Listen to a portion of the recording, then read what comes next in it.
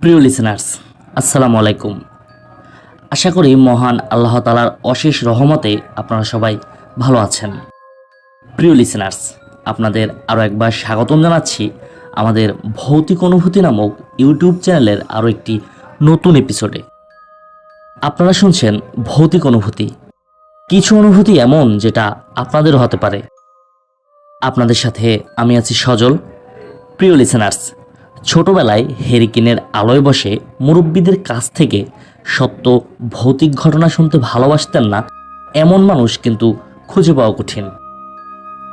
আমাদের এই ইউটিউব চ্যানেলে এপার বাংলা ও ওপার বাংলা সহ বাংলা ভাষাভাষী মানুষের সাথে ঘটে যাওয়া সত্য ভৌতিক ঘটনাগুলোই মূলত আপনাদের সামনে তুলে ধরার চেষ্টা করা হয়। প্রিয় লিসেনার্স, আপনারা যারা দেশ ও দেশের বাইরে থেকে আমাদের ঘটনা শোনেন, আপনাদের কাছে অনুরোধ থাকবে অবশ্যই আপনারা ঘটনা শোনার সাথে সাথে সেই ঘটনাটি অনুভব করার চেষ্টা করবেন। চলুন শুরু করি আজকের ঘটনা। আপনাদের সবাইকে স্বাগতম অলৌকিক জগতে। প্রিয় লিসেনার্স, এখন যে ঘটনাটি আমি আপনাদের সাথে শেয়ার করব, এই ঘটনাটি আমাকে পাঠিয়েছেন আপনাদের সবার প্রিয় তরিকুল ইসলাম ভাই। তরিকুল ইসলাম ভাইয়ের পাঠানো প্রত্যেকটা ঘটনাই কিন্তু আপনারা খুব পছন্দ করে থাকেন। ঘটনাটি তিনি সংগ্রহ করেছেন জুবায়ের নামের এক ভাইয়ের কাছ থেকে। ঘটনাটির সূত্রপাত হয়েছিল ঢাকার কোনো একটা ছাত্রী হোস্টেলে। আমি তার ভাষায় আপনাদের ঘটনাটি বলছি। আমার ফুপু এবং তার এক বান্ধবী রাবেয়া একটি ছাত্রী হোস্টেলে একসাথে থাকতেন। মূলত এই রাবে আপুর সাথেই এই মর্মান্তিক ঘটনাটি ঘটেছিল। সালটা 2007। আমার ফুপু এবং রাবে আপু তখন মেডিকেলে এডমিশনের জন্য প্রস্তুতি নিচ্ছিলেন এবং এক সপ্তাহের জন্য সেই ছাত্রী হোস্টেলে উঠেছিলেন। তাদের উদ্দেশ্য ছিল সেখান থেকে পড়াশোনা করে তারা পরীক্ষাটা দিয়ে আবার গ্রামে চলে আসবে। তাই এক সপ্তাহের জন্য দুজনে এই হোস্টেলে উঠেছিলেন। প্রথম দিন সব ঠিকঠাকই ছিল। ঘটনা শুরু হয় পরের দিন রাত থেকে। সেদিন রাত আনুমানিক 11টা বাজে এবং হঠাৎই রাবে আপু টয়লেটে যান এবং সেখানে গিয়ে তিনি পড়ে যান। তার কাপড় চোপড় ভিজে যায়, তাই সে ফ্রেশ হয়ে কাপড়গুলো বারান্দায় শুকোতে দিতে চান। বারান্দায় গিয়ে রাবে আপু অনুভব করেন খুবই মিষ্টি একটা গন্ধ উপর থেকে আসছে। এই গন্ধটা তাকে খুব আকর্ষিত করে এবং তিনি কি করেন, কাউকে কিছু না বলেই তিনি ছাদে চলে যান। রাত তখন প্রায় 12:30টার মতো বেজে গিয়েছিল, কিন্তু তখনও রাবে আপু ফিরছিলেন না। তখন আমার ফুপু তাকে খুঁজতে বের হন। খুঁজতে খুঁজতে এক পর্যায়ে ছাদে গিয়ে দেখেন রাবে আপু এক মনে নিচের দিকে তাকিয়ে বসে আছেন। ফুপুর কাছে দেখে মনে হলো রাবে আপু যেন ধ্যান করছিল। তখন তিনি কি করেন, পেছন থেকে কয়েকবার ডাকার পরেও সে কোনো সাড়া দেয় না। তাই ফুপু তার কাছে গিয়ে তার গায়ে স্পর্শ করা মাত্রই রাবে আপু সেখানে অজ্ঞান হয়ে যান। তখন হোস্টেলের বাকিরা মিলে তাকে রুমে নিয়ে আসে। মাথায় পানি দিয়ে তার জ্ঞান ফেরানো হয়। কিছুক্ষণের মধ্যেই সে স্বাভাবিক হয়ে যায়, কিন্তু একটু আগে যে কি হয়েছিল এবং কেন সে ছাদে গিয়েছিল বা ছাদে কি করছিল এইসব ব্যাপার তার মনে ছিল না। তখন সবাই ভাবে হয়তো অতিরিক্ত পড়ার কারণে তার শরীর দুর্বল হয়ে পড়েছে, তাই হয়তো এমনটা হয়েছে। সেদিনের রাতটা স্বাভাবিকভাবেই কেটে যায়। এর পরদিন রাতে হঠাৎ ফুপুর ঘুম ভেঙে যায় এবং উনি খেয়াল করেন রাবে আপু তার ঘরে নেই। অনেক খোঁজাখুঁজি করেও তাকে কোথাও পাওয়া যায় না। তাকে পাওয়া যায় ছাদে একই অবস্থায়, কিন্তু এবার আর তাকে স্পর্শ করার পর তিনি জ্ঞান হারালেন না। তাকে ডাক দেওয়া মাত্রই সে মাথা নিচু করে রুমে এসে ঘুমিয়ে পড়ে। এর পরদিন ফুপু তাকে জিজ্ঞেস করলে রাবে আপু বলে, তুমি হয়তো স্বপ্ন দেখেছ, আমি কেন এত রাতে ছাদে যাব। ঠিক একই ঘটনা তৃতীয় দিন রাতেও ঘটে, কিন্তু এবারও রাবেয়া আপু অস্বীকার করে যে না, আমি ছাদে কেন যাব। তখন বিষয়টা ফুপুর মনে খুব অদ্ভুত লাগে। তাই তিনি ভাবেন আজকে রাতে তাকে পাহারা দেবেন। যেই ভাবা সেই কাজ। রাতে ফুপু ঘুমানোর ভান ধরে শুয়ে পড়েন এবং খানিকক্ষণ পরে দেখতে পান রাবেয়া আপু সেদিনও ঘুম থেকে উঠে ছাদের দিকে যাচ্ছিল। তখন ফুপুও তার পিছনে পিছনে যেতে থাকেন। প্রতিদিনের মতো সেদিনও রাবেয়া আপু মাথা নিচু করে বসে পড়ে এবং হঠাৎই কারো সাথে কথা বলতে শুরু করেন এবং তিনি হাসাহাসি করতে থাকেন। কিন্তু অদ্ভুত ব্যাপার, সেখানে ফুপু এবং রাবেয়া আপু ছাড়া অন্য কোনো ব্যক্তি ছিল না। তখন ফুপু ভাবে তাকে হয়তো ভয় দেখানোর জন্যই রাবেয়া আপু দুষ্টুমি করছেন। তাই ফুপু আরেকটু সামনে গিয়ে তাকে ডাক দেন। রাবেয়া আপুকে ডাক দেওয়া মাত্রই ফুপু অনুভব করেন বাতাসের গতিতে অদৃশ্য কোনো জিনিস তার পাশ কাটিয়ে চলে গেল। ফুপুর চুলগুলো তখনও উঠছিল। এরই মাঝে ওই রাবেয়া আপু খুব রাগান্বিতভাবে ফুপুর কাছে আসে এবং ফুপুকে একটা জোরে চড় দেয় এবং তাকে বলে, তুমি এখানে কেন এসেছ? এইটা বলেই সে রুমে চলে যায়। তখন আমার ফুপু কিছুটা হতভম্ব হয়ে যান। তিনি আসলে কিছুই বুঝতে পারছিলেন না যে এগুলো কি হচ্ছে। হঠাৎ নিচ থেকে চেঁচামেচির শব্দ শুনে ফুপু দ্রুত নিচ চলে আসেন এবং দেখতে পান রাবেয়া আপু পাগলের মতো ব্যবহার করছে এবং তার কাপড় চোপড় ঘোচাচ্ছে। সে এখনই নাকি বাড়ি চলে যাবে। তখন তাকে 2-3 জন মিলেও ধরে রাখা যাচ্ছিল না। এক পর্যায়ে তাকে বিছানার সাথে বেঁধে দেয়া হলো। পুরো রাত তিনি এভাবেই ছটফট করে ফজরের আগে সে শান্ত হয়ে ঘুমিয়ে পড়ে। তখন আমার ফুপু রাবেয়া আপুর বাড়িতে খবর পাঠিয়ে এই বিষয়টা জানান। এর পরদিনই রাবেয়া আপুর বাবা হোস্টেলে আসেন এবং একমাত্র মেয়ের এমন অবস্থা দেখে খুব চমকে যান। ফুপু তাকে সব কিছু বুঝিয়ে বলেন এবং তার বাবা সেদিনই রাবেয়া আপুকে তাদের বাড়িতে নিয়ে যান। এর পরবর্তীতে কয়েকবার আমার ফুপু তাদের বাড়িতে যোগাযোগ করতে চায়, কিন্তু তিনি ব্যর্থ হন। পরীক্ষাও দিতে আসেননি রাবেয়া আপু। আমার ফুপু একাই পরীক্ষা শেষ করে বাড়িতে ফিরে আসেন। রাবেয়া আপুর গ্রাম খুব বেশি একটা দূরে ছিল না, তাই ফুপু সেদিনই তাকে দেখতে যান। তাদের বাড়িতে গিয়ে ফুপু অবাক হয়ে যান, কারণ সেদিন রাবেয়া আপুর বিয়ে ছিল। পুরো বাড়িটাই ছিল বরযাত্রী এবং কোলাহলে ভরপুর। রাবেয়া আপুর সাথেও সেদিন তার কথা হয়নি। পরদিন ফুপু আবার তাদের বাড়িতে যায় এবং রাবেয়া আপুর মাকে জিজ্ঞেস করে যে কি হয়েছিল, কেন রাবেয়াকে বিয়ে দেয়া হলো। তখন আন্টি বলে বাড়িতে আসার পরেও রাবেয়া পাগলামি করছিল, কিছুতেই তাকে শান্ত করা যাচ্ছিল না। কোথাও চলে যাওয়ার জন্য সে উঠে পড়ে লেগেছিল। তাই আমরা একজন হুজুর নিয়ে এসেছিলাম।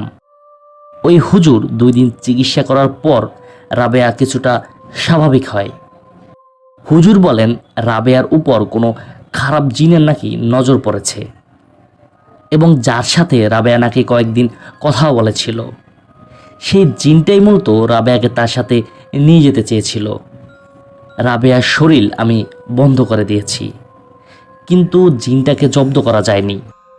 সে আবারও রাবেয়ার কাছে আসতে পারে।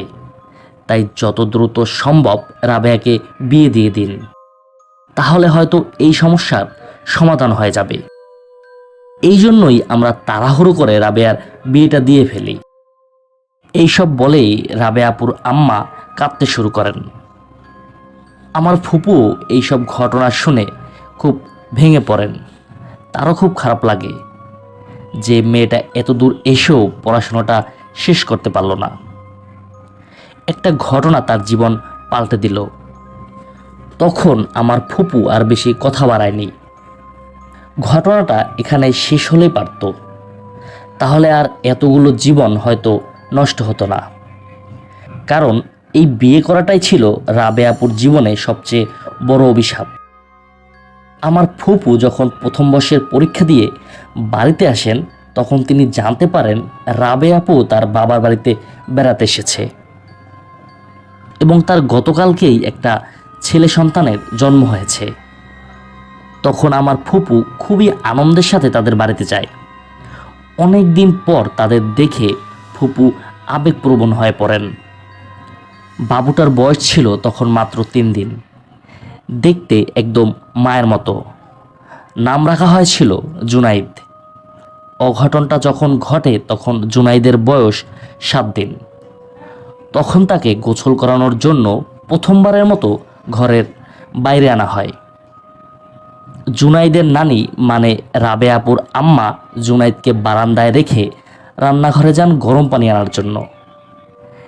গ্রামের রান্নাঘর একটু দূরেই হয়, তাই গরম পানি আনতে তার প্রায় 1 থেকে 1.5 মিনিট সময় লেগেছিল। উনি যখন গরম পানি নিয়ে ফিরে জুনাইদের কাছে আসেন, উনি হতবাক হয়ে যান, কারণ জুনাইদের সম্পূর্ণ শরীর নীলবর্ণ হয়ে গিয়েছিল এবং তার মুখ দিয়ে ফেনা বেরোচ্ছিল। পরক্ষণেই উনি চিৎকার শুরু করেন এবং ঘর থেকে রাবে আপু বেরিয়ে আসেন। একমাত্র সন্তানের এই অবস্থা দেখে রাবে আপু সেখানেই অজ্ঞান হয়ে যান। মুহূর্তেই মানুষে ভরে যায় রাবে আপুর বাড়ি। কিছুক্ষণ পরেই একজন ডাক্তার আসে। তিনি জুনায়েদকে পরীক্ষা করেন এবং তিনি ভয়ানক একটি কথা জানান। ডাক্তার সাহেব জানান যে জুনায়েদের শরীরে 1 ফোঁটা নাকি রক্ত নেই, তাই রক্তশূন্যতায় সে মারা গেছে। হাহাকার আর কান্নায় ভরে যায় রাবে আপুর বাড়ি। তখন সবাই এটাই ভাবে রক্তশূন্যতার কারণে জুনায়েদের মৃত্যু স্বাভাবিকই হয়েছিল, কিন্তু কেউ কখনো চিন্তাও করতে পারেনি এই ঘটনার পিছনে পুরনো কোনো কারণ ছিল। তারপর কেটে যায় আরও কিছু মাস। রাবে আপু আবারও প্রেগনেন্ট হন, কিন্তু দুর্ভাগ্যবশত তার বাচ্চাটা মিসক্যারেজ হয়ে যায়। একইভাবে পরপর তার আরও 2টা বাচ্চা এভাবে নষ্ট হয়ে যায়। এবার রাবে আপু খুবই ভেঙে পড়েন। ঘর থেকে তিনি একদম বের হন না, খাওয়া দাওয়া সব বন্ধ করে দেন। তার সংসারেও নেমে আসে অশান্তি। সব মিলিয়ে ভয়াবহ একটি পরিস্থিতি পার করছিলেন তিনি। অবশেষে এই রাবে আপুকে সিলেটের এক কবিরাজের কাছে নিয়ে যাওয়া হয়। সেই হোস্টেল থেকে শুরু করে এখন পর্যন্ত সমস্ত ঘটনা তাকে খুলে বলা হয়। ওই কবিরাজ সব শুনে সেদিনই আসর বসান সে জিনটার সাথে কথা বলার জন্য। অনেকটা সময় অতিবাহিত হওয়ার পর সেই জিন হাজির হয়। কবিরাজ তখন তাকে জিজ্ঞেস করে কেন সে রাবে আপুর সাথে এমনটা করছে, এতগুলো জীবন সে কেন নষ্ট করছে, কি চায় সে। তখন জিনটা বলে রাবে আপু তাকে ওয়াদা করেছিল যে সে জিনকে বিয়ে করবে এবং তার সাথে চলে যাবে।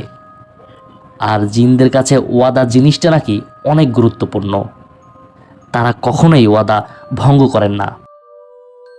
রাবে আপু অন্য কাউকে বিয়ে করায় এবং তার কথার খেলাপ করায় সে খুবই রেগে গেছে, তাই সে প্রতিশোধ নিচ্ছে। যেভাবেই হোক সে রাবে আপুকে তার সাথে নিয়ে যাবে, নয়তো তার জীবন সে নরক বানিয়ে ফেলবে। এই সব কথা শুনে কবিরাজ তাকে অনেক বোঝানোর চেষ্টা করে যে মানুষের সাথে জিনদের এমন সম্পর্ক সম্ভব নয়, কিন্তু জিনটা কিছুতেই তার কথা থেকে নড়ে না। সে রাবে আপুকে নিয়েই যাবে। শেষে কবিরাজ তার পালিত জিনদের মাধ্যমে সেই জিনটাকে বন্দি করে ফেলেন।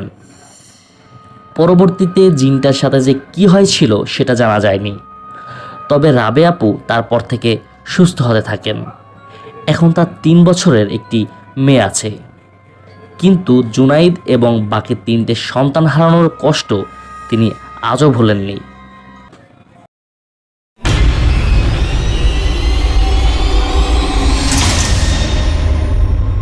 প্রিয় লিসেনার্স, এতক্ষণ আপনারা শুনলেন আমাদের আজকের এপিসোডের প্রথম ঘটনা। আমরা এখন চলে যাচ্ছি আমাদের আজকের এপিসোডের দ্বিতীয় ঘটনায়। চলুন দ্বিতীয় ঘটনাটিও শুনে আসি। আসসালামু আলাইকুম প্রিয় লিসেনার্স, আজকে যে ঘটনাটি আমি আপনাদের সাথে শেয়ার করব, এই ঘটনাটিও আমাকে পাঠিয়েছেন আপনাদের সবার প্রিয় তরিকুল ইসলাম ভাই। তিনি এই ঘটনাটি সংগ্রহ করেছেন রাজু নামের এক ডাক্তারের কাছ থেকে। মূলত আজকের এই ঘটনাটি লাশ কাটা ঘর কেন্দ্রিক একটি ঘটনা। আমি ডাক্তার রাজু সাহেবের ভাষায় আপনাদের ঘটনাটি বলছি। আমি রাজু, আমি পেশায় একজন ডাক্তার। আমি আপনাদের যে ঘটনাটি শেয়ার করব, এই ঘটনাটি একটি লাশ কাটা ঘর নিয়ে। যেহেতু এটা আমাদের দেশেরই একটি ঘটনা, তাই সেই হাসপাতাল এবং লাশ কাটা ঘরের নির্দিষ্ট ঠিকানা আমি বলতে পারছি না। প্রতিদিনের মতো সেদিন রাত 9টার পরে আমি মর্গে কাজের জন্য গেলাম, কিন্তু গিয়ে দেখলাম আজকে কোনো লাশ নেই। তখন মনটা বেশ ভালোই লাগলো। আমি ভাবলাম, যাক, আজকে রাতটা হয়তো বাসায় থাকতে পারবো। যেই ভাবা সেই কাজ, আমি আবার বাসায় চলে যাই। আমি বাসায় গিয়ে পৌঁছতেই হঠাৎ হাসপাতাল থেকে আবার ফোন আসে। হাসপাতাল থেকে বলা হয় যে আমাকে এখনই আবার হাসপাতালে যেতে হবে, একটি ডেড বডি এসেছে। আমরা ডাক্তার মানুষ, ছাত্র বয়সে কত লাশ কেটে প্রশিক্ষণ নিয়েছি, আর এই পেশা জীবনে কত লাশ যে কেটেছি, কখনোই কোনো ভয় পাইনি। তবে ছাত্র বয়সে প্রথম যেদিন লাশ কেটেছিলাম, সেদিন আমি খুব ভয় পেয়েছিলাম। আর এখন পোস্টমর্টেম করা আমার কাছে একটা সহজ ব্যাপার। মনের ভেতরে কোনো ভয়ই কাজ করে না। তো যাই হোক, হাসপাতাল থেকে ফোন পাওয়ার পরেই আমি খুব দ্রুত বেরিয়ে পড়লাম হাসপাতালের উদ্দেশ্যে। এই ঘটনাটি যখনকার সময়, ওই সময় আমি গাড়ি কিনিনি, তাই রাস্তায় বেরিয়ে একটি রিক্সা ডাকলাম। কিন্তু অদ্ভুত বিষয়, রিক্সাওয়ালা মামা জিজ্ঞেস করলো না যে আমি কোথায় যাব। সে আমাকে রিক্সায় তুলে চালাতে শুরু করলো। এখানে আমি খুব অবাক হই, কারণ আমি খেয়াল করি সেই রিক্সাওয়ালা আমাকে নিয়ে আমার হাসপাতালের দিকেই চলছে, অথচ আমি কোথায় যাব এই কথাটি কিন্তু আমি তাকে বলিনি। কিছুক্ষণ পরে আমাকে হাসপাতালের সামনে সে নামিয়ে দেয়। আমি তখন ভেবেছিলাম আমি আগে হয়তো এই রিকশায় উঠেছি, তাই হয়তো সে আমাকে চিনে নিয়ে এখানে নিয়ে এসেছেন। আমি তাকে পকেট থেকে টাকা বের করে টাকা দিলাম, কিন্তু অদ্ভুতভাবে সে আমাকে বলল, আজকে টাকা নেব না স্যার। ওই রিক্সাওয়ালার চেহারাটা অদ্ভুত রকমের ছিল, তাকালেই কেমন ভয় ভয় লাগে। আমি তাকে বললাম যে কেন, টাকা নেবেন না কেন? রিক্সাওয়ালা বলল, আজকে আমার টাকার প্রয়োজন নেই, আপনি যে কাজে এসেছেন আজকে একটু সযত্নে করবেন। এই কথা শুনে আমি ভেবেছিলাম উনি হয়তো কোনো পাগল টাগল হবে। আমি হসপিটালে প্রবেশ করি। তখন সময় রাত 1:25 মতো বাজে। মর্গের ভেতরে গিয়ে আমার সহকারীকে সব কিছু জোগাড় করতে বলি। সে সব কিছু জোগাড় করছিল। আমি একবার লাশটি দেখে নিতে চাইলাম। তখন আমি লাশের উপর থেকে কাপড়টি উঠাই এবং আমি হতভম্ব হয়ে সেখানে দাঁড়িয়ে রইলাম। এটা কি করে সম্ভব? এ তো সেই রিক্সাওয়ালাই, এটা তো সেই রিক্সাওয়ালার লাশ। আমি সাথে সাথে মর্গ থেকে বের হয়ে সোজা হাসপাতালের ভেতরে চলে যাই। আমি গিয়ে এই লোকটার ব্যাপারে জিজ্ঞেস করি। হসপিটাল থেকে আমাকে জানানো হয় এই লাশটি একজন রিক্সাওয়ালার লাশ। মেইন রোডের পাশে একটি নালার পাশে গাছগাছালি ও ঘাসের ভেতরে এই লাশটি পাওয়া গেছে এবং তার পাশেই একটি ভাঙা রিক্সা পড়েছিল। তবে এই রিক্সাওয়ালার পরিচয় পাওয়া যায়নি। বেওয়ারিশ লাশ হিসেবে পুলিশ হাসপাতালে নিয়ে এসেছে। এরপর আমি মর্গে গিয়ে সেই লাশটি কাটি। খুব যত্নে কেটেছিলাম। বোঝাই যাচ্ছে তাকে কোনো গাড়ি বা ট্রাক চাপা মেরেছে।